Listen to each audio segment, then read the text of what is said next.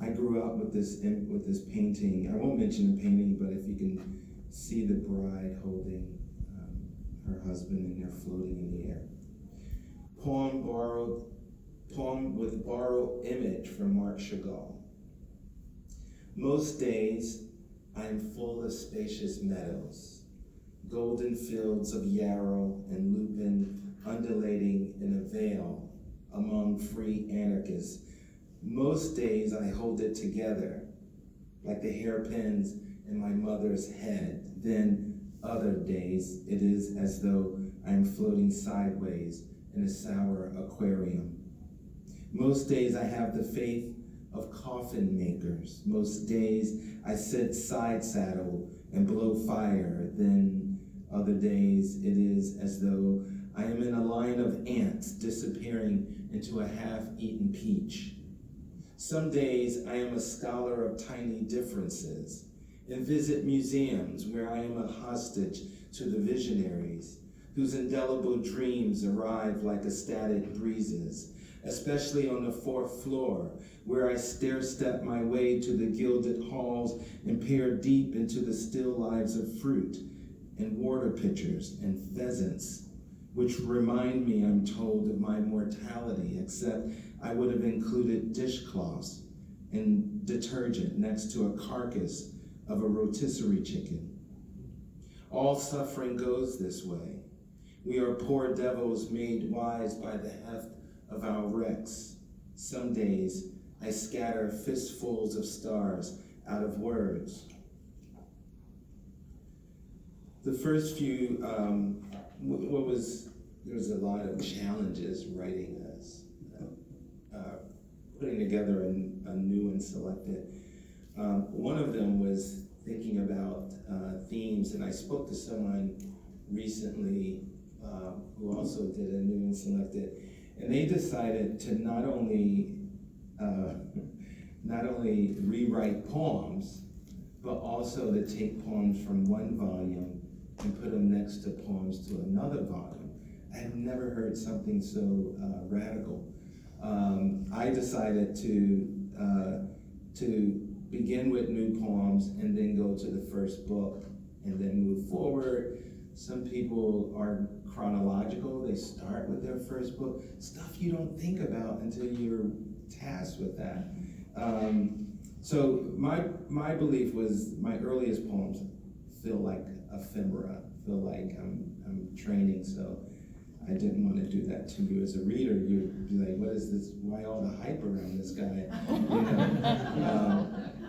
So I put the new poems first, and in terms of ordering, I put the poems in which I am recommitting to poetry. I can't tell you how many times I wanted to stop writing.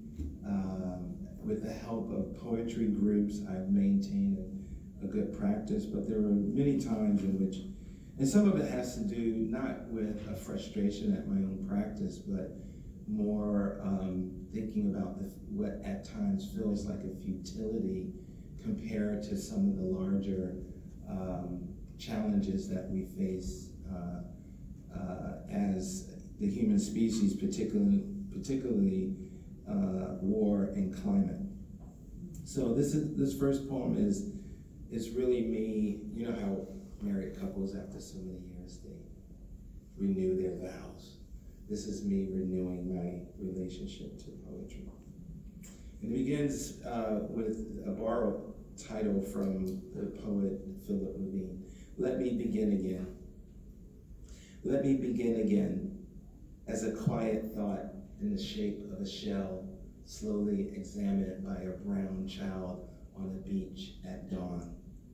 Let me begin this time knowing the drumming in my dreams is me inheriting the earth, is morning lighting up the rivers.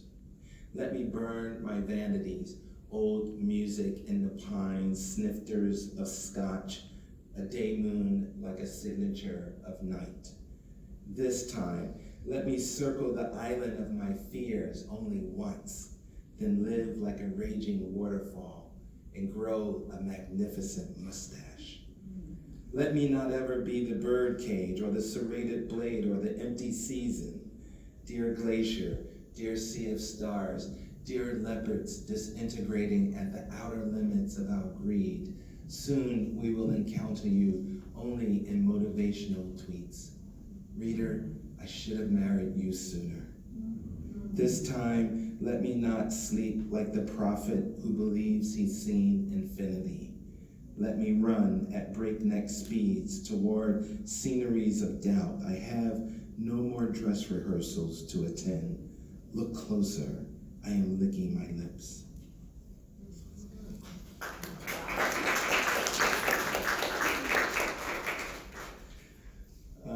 Many of these poems were written during the global health crisis, the new poems at least. The ocean you answer to. The letter had not been sung, and the fire not yet delivered. The traffic light caressed your thoughts and waited patiently. Sunlight sizzled with onions and 2 tablespoons of olive oil, and a dark skillet yearned for its splash of garlic. All was still. Unseen, many marveled in the comfort of their tiny utopias. But you stood like music with your breath outstretched, waiting for eternity to enter your arms. Some thought this is the moment before the undertow of our lives. Only a few considered the artist on her way to a first brushstroke, or the prayer that would last like a comet, or the smile that reached the hand on a beloved's hip. Sunlight, like golden leaves close to falling, put you in the mind of Christo and Jean-Claude in a trailing swath of saffron rivering above your head. The ocean you answer to possesses a hint of infinity like a neckline, like cross currents in June. Only the withered and lonely did not feel the fire. So I have these conversations with myself. And that's where a lot of the poems start. And I'm going to read this poem that Siona referenced, which I never read because I feel so vulnerable. I wrote it, but I decided, thank you for invoking it. It's called First Weekend. When my toddler son, recent of speech, whom I haven't seen in 8 days, strapped in like a co-pilot from his rear seat, asks, "Why is mommy crying all the time?" I pull out of weekend traffic and press the dash's red triangle, flashing helplessness to passing cars. He's bewildered, and so am I. We are spending our first summer days in a nearby hotel I've chosen because it has a pool with a slide. I thought so little of him beforehand, soloing nights in a darkness I've yet to comprehend, yet here he is, his little voice, his little fingers and hands, which he cannot figure what to do with. So he kicks off his waterproof slip-ons and grabs his soles like he used to in his crib, rocking side to side. But he's harnessed and tethered and has to settle for a stretch of his limbs, tightening his whole body to a fraught set of tense veins and vessels, like the passenger who has given up on a safe landing, who wants to know the truth of his life, and so continues his last questions, sensing mechanical failure, his voice coming to me out of some future wreckage. "Did you hurt mommy?" Pierced, I turn off my hazards and gun into a lane of speeding traffic, eyes darting to and fro, like one trying to read danger up ahead.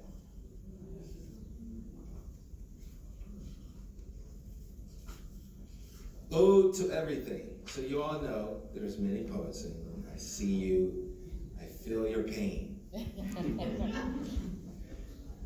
Part of your job description, unbeknownst to you, is that you have to write some things. It's just, as soon as you say I'm a poet, you gotta write a sonnet, gotta write a love poem. Sometimes they're one and the same, the best are not. I mean, you start off by love and then something else. And you gotta write an ode.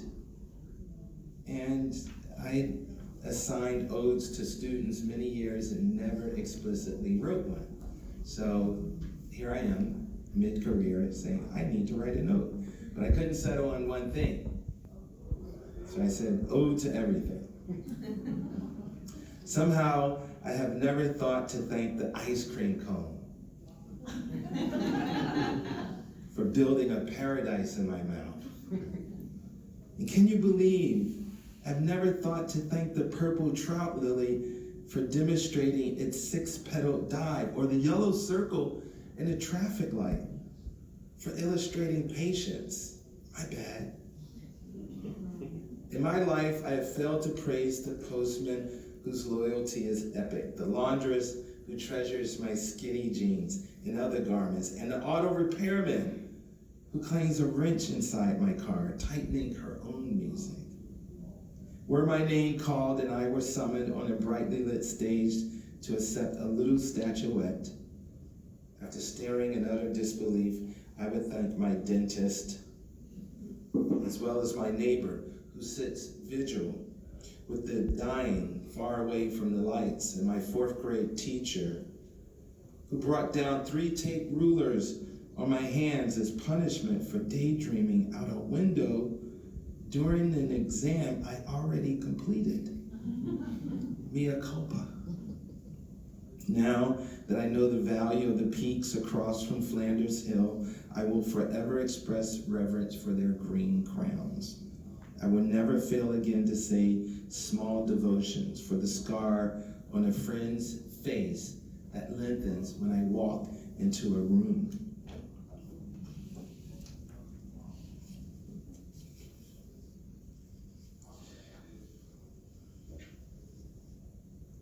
I'll read 3 more poems. And I wrote down, when I prepare, I over-prepare. And, where is it? Page 191. So I realized one of the great joys of being a writer is, of course, language, particularly for poets. And I might have told my students this, so please forgive me for the repeat, but a friend of mine giving a talk at a seminar in which I was in the audience talked about the difference between fiction writers and poets. And for her, she was saying, you know, she just wants to get through her first draft so she can start really, really shaping her story, her novel. And she said, for us, fiction writers, language is just a tool. And she said, for poets, language is jewels. And she's absolutely right, like we treasure. So this particular poem is about Vermont, where I lived 18 years. Things you should know, they don't call ice cream. They call them creamies. We love our maple syrup. There are more cows than there are people. And swimming holes are really important. But I wasn't going to include this poem, to be honest, in this selected, but there's a phrase in here that, going back to the love of language, I just like saying this phrase. And let's see if you can pick it out, okay? Enchanters of Addison County, we were more than gestural, close listening, the scent of manure riding its waft on the leaves off Route 22A. By nightfall, our gaze flecked like loon cries, but no one was up for turnips, nor other roots, not least of which the clergy, Romanticism has its detractors, which is why we lined the road with tea-lit luminaries and fresh-cut lemons. We called it making magic, then stormed the corners and porches of general stores, kissing whenever cars idled at four-way stop signs, or sought grade A maple syrup in tin containers with painted scenes of horse-drawn farmers plowing through snow. The silhouetted rusted farm equipment gave us the laid-back heaven we so often wished, and fireflies bequeath earth stars, such blink and blank and bunk-a-bunk-bunk. And of course we wondered if we existed. And also too, the cows in the ancient pastures and the white milk inside our heads like church spires and ice cream cones. Even after all that cha-cha-cha, we still came out of swimming holes, shivering our hearts out. Such blink and punk and punk. It's good to be goofy in poems. It's a poem titled Ferguson.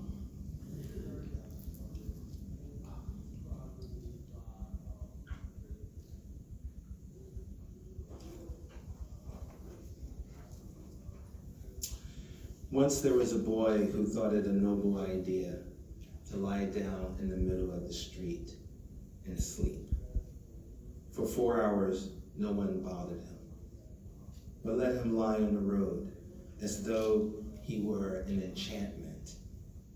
This became newsworthy, and soon helicopters hovered above, hosing his curled torso and thick legs, and spotlights televised the world over. Foreign correspondents focused on the neighborhood and its relative poverty as recognized by the plethora of low-hanging jeans worn by shirtless men and loud music issuing from passing cars, which had the effect of drowning out everyone's already bottled up thoughts about the boy sleeping in the middle of the street. Others jumped in front of cameras, seizing an opportunity to be seen by their relatives on the other side of town because they had run out of minutes on prepaid cell phones. The roadkill in the neighborhood and some on that very block, rodents, cats, and possums feeling equal amounts of jealousy and futility, each began to rise and return to their den holes, cursing the boy sleeping in the street beneath their breaths for his virtuosic performance of stillness and tribulation in the city. The drug-addicted men and women leaning into doorways like art installations were used to being ignored, but they too felt affronted by the boy sleeping in the street and folded their cardboard homes. For the first hour, he practiced not breathing. For 10 seconds, he would hold his breath, and then he practiced longer sets of minutes during the next 3 hours until he was able to stretch out his non-breathing for whole hunks at a time. When his breathing returned, it was so faint, his chest and shoulders barely moved.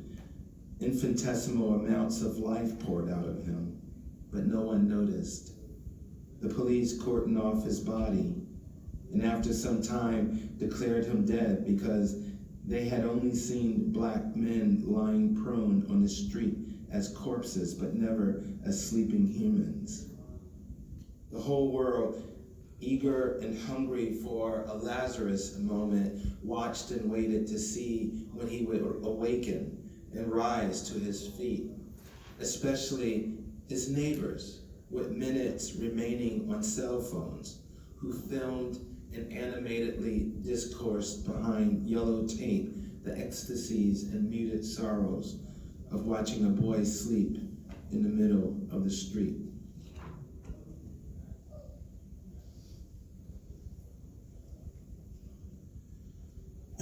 Why I write poetry.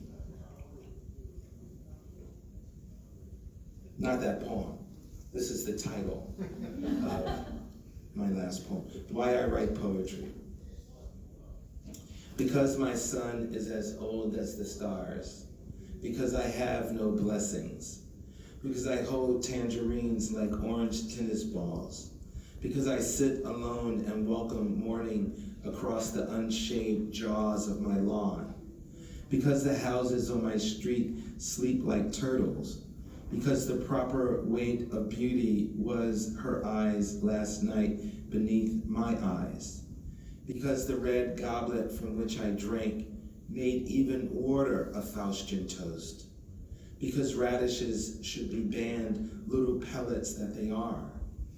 Because someone says it's late and begins to rise from a chair. Because a single drop of rain is hope for the thirsty. Because life is ordinary unless you plan and set in motion a war. Because I have not thanked enough.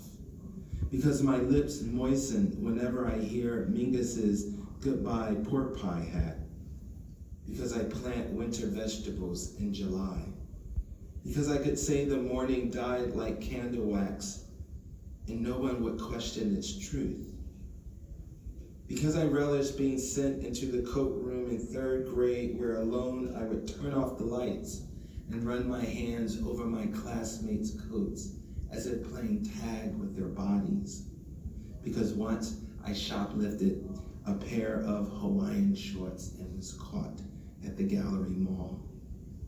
Because soup reminds me of the warmth of my grandmother and old aunts. Because the long coast of my dreams is filled with saxophones and poems. Because somewhere, someone is buying a Rolex or a Piaget. Because I wish I could speak 3 different languages, but have to settle for the language of business and commerce. Because I used to wear paisley shirts and herringbone sports jackets. Because I better get it in my soul. Because my grandfather loved clean syntax, cologne, Stacey Adams shoes, Irish tweed caps, and women, but not necessarily in that order. Because I think the elderly are sexy, and the young are naive and brutish. Because a vision of trees only comes to wise women and men who can fix old watches. Because I write with a pen whose supply of ink comes from the sea. Because gardens are fun to visit in the evenings, when everyone has put away their coats and swords. Because I still do not eat corporate French fries or rhubarb jam. Because punctuation is my jury and the moon is my judge. Because my best friend in 4th grade chased city buses from corner to corner. Because his father could not stop looking up at the sky after his return from the war. Because parataxis is just another way of making ends meet. Because I've been on a steady diet of words since the age of 3.